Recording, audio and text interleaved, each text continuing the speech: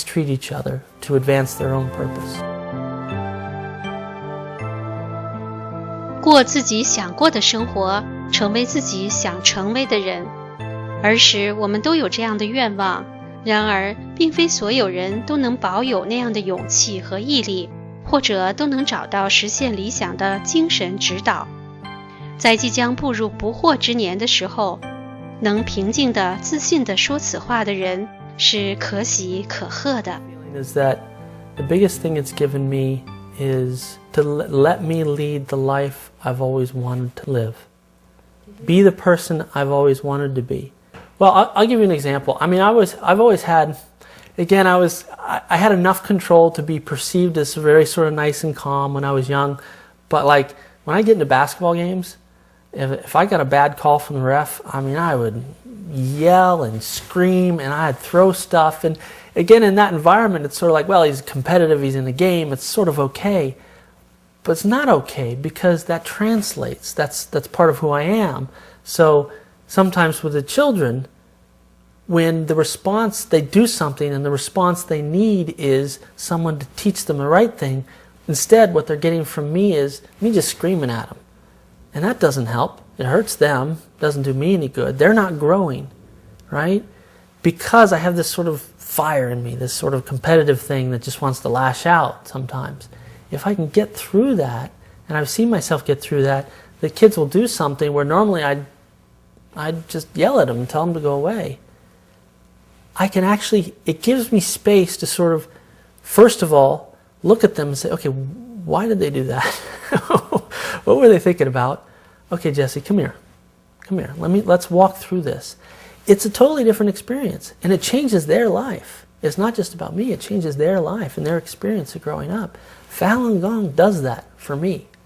It takes that fiery temper that I have and changes it into somebody who's nurturing. You know, and again, that's one aspect. That happens in every part of my life, and it keeps going, and it opens up horizons. So that's, for me, that's been the most amazing thing. You know, a lot of people, when they go into spiritual practice, the most amazing thing is, you know, they got cancer, it was completely healed, or something like that. For me, there was just parts of me that at a certain point in time that I'm always just going to yell at the kids. It's just who I am. No. I can actually get rid of that stuff. And again, when I do, there's a whole other level of engagement I have with my sons because of it. 那么，作为家庭的支柱，布罗迪是如何对待夫妻之间的文化、观念以及行为差异的呢？ Well, my wife, a few cultural contexts here. My wife is from Taiwan, and at least the way she describes it is that, you know, love there is expressed by yelling. It's the tough thing, so she'll yell at me a lot. The old way is just to sort of, oh, she's yelling at me, or just leave, or just yell back, put her in her place, right? How's she yelling at me? This is my country, I know what I'm talking about. Put her in her place, right? That's the old way. The new way is, wait a minute, not worried about whether she's yelling at me or not. Look at what she's thinking. Why is she yelling? There's something in her heart. Maybe I didn't do right, but there's something going on there. Take a step back and see why is she going through that, and actually being able to work through it. And again, when you do that, you take a situation where it was just sort of like, and then, you know, we go our separate ways, and you turn it into actually a growth experience, and actually our marriage gets stronger. It seems like a small thing, but it changes your whole life, because you put that instance, and that happens every day with somebody or someone. It's changing my whole life. I've found it's really important to deal with politicians on an individual basis, issue by issue, because there are some Democrats who do things that I would consider on the human rights side appalling, and I would not want to be associated with that.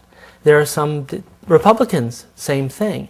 And so for me, what I've found in terms of political parties, it's really important to deal with an individual politician on an individual issue, and not to just say, oh, whatever the Democrats say, I'm going to go with, or whatever the Republicans say, I'm going to go with, because sometimes they'll go a direction that really isn't something I believe in, and I'm not going to support that necessarily. Not particularly. Again, more recently, because I've been involved with human rights work, human rights obviously brings in the issue of dealing with government officials. So I work with them on that capacity, enjoy working with that capacity, but I'm not necessarily a political animal. I mean, there's some people that they're very political. They love, they just sit there watching C-SPAN all day long, and it's just, they love the game, the sport, the activity of politics itself. Not really something I'm into.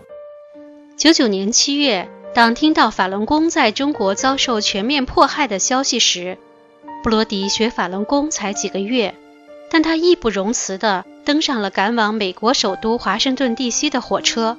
登上列车之后，才开始想自己去了能做什么，如何做。经过10年的深入研究，布罗迪是如何认识这场人权浩劫的呢？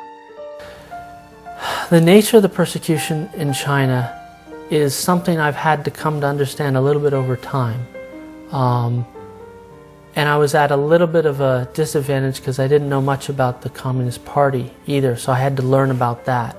And I don't think you can understand the nature of the persecution without understanding the nature of the party itself to really get a sense of what's happening there. My sense of it now, having gone through the last 10 years and studied this kind of thing and seen what's happened, the nature of the persecution there is very much one of systematic. Every aspect of Chinese life is not free from this persecution. They squeeze you at every single place. I would say in that the party, it's not even the state or the government, the party itself has used, and this is what has really just been mind-blowing to me, has used every little aspect of society. They don't just use the police to take people away from their homes at night or the Public Security Bureau. They use schools, high schools, colleges, elementary schools, workplaces, neighborhoods. They even pit husband and wife against each other. They set it up so that everywhere you are, if you're a Falun Gong practitioner, you're going to be ostracized, abused, denied of rights, even young children. And this is really what brought it home for me. Young children going to elementary school, they're supposed to learn about the world. One of the things that the Communist Party teaches them is that Falun Gong is evil or all these other things, starting at little tiny kids. And it goes all the way through life. High school, entrance exams into college. If you don't say what the Chinese Communist Party wants you to say about Falun Gong, you can't get into college. You'll get fired from your job. And they'll take you to a brainwashing center, and they'll try to convince you that this practice that your personal experience has taught you is healthy, is enlightening, benefits yourself and those around you.